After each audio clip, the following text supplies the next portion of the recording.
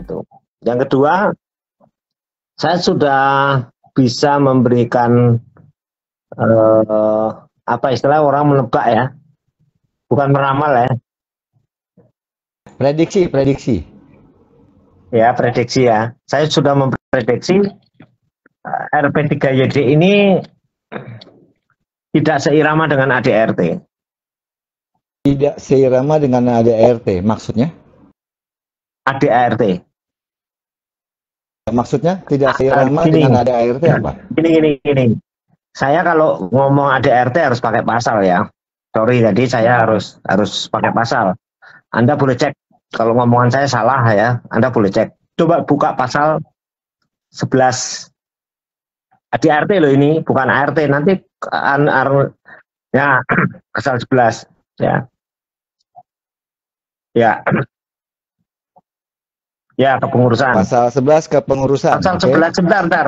Pasal 11 itu koneknya nanti ke pasal 39 ART. Sama 43. Udah tandai oke. Jadi pasal 11 itu kalau salah dilurusin ya. Karena saya nggak bawa buku itu. Nggak bawa buku sakti ya? Pasal 11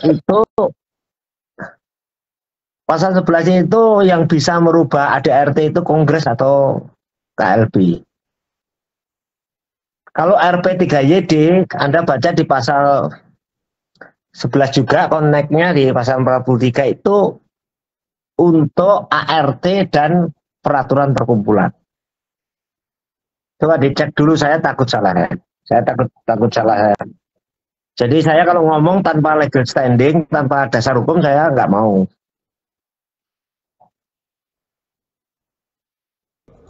Pasal 11 tentang kepengurusan, ayat 1, kepengurusan mempunyai tugas dan kewajiban menjalankan perkumpulan dalam rangka mencapai tujuan perkumpulan. 2, kepengurusan terdiri dari... Itu kan tidak ada wakil.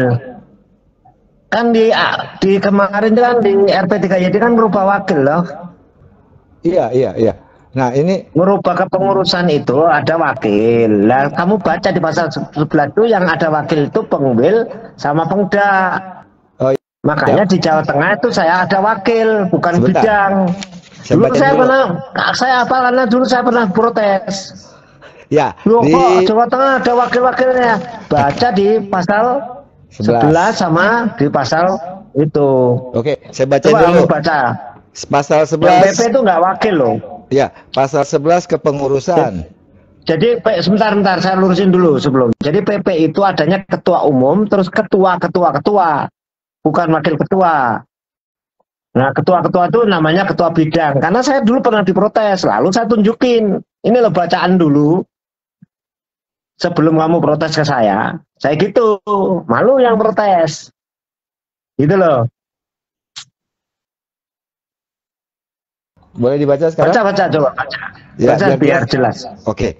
Pasal 11 kepengurusan ayat 2, kepengurusan terdiri dari 2.1 pengurus pusat. Huruf B. Langsung aja ya. Huruf B.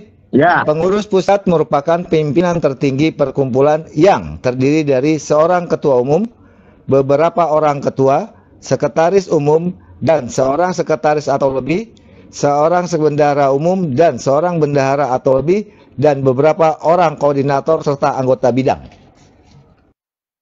Nah, terus bawahnya yang Pengwil. Kalau yang Pengwil, sebentar, yang PP itu kan ketua umum terus ketua-ketua kan itu. Iya, dan beberapa ketua. Nggak, bukan wakil ketua. Iya, kalau yang Pengwil kan beda. Yang Pengwil satu wakil ketua atau lebih gitu. Coba ya. Baca. Oke.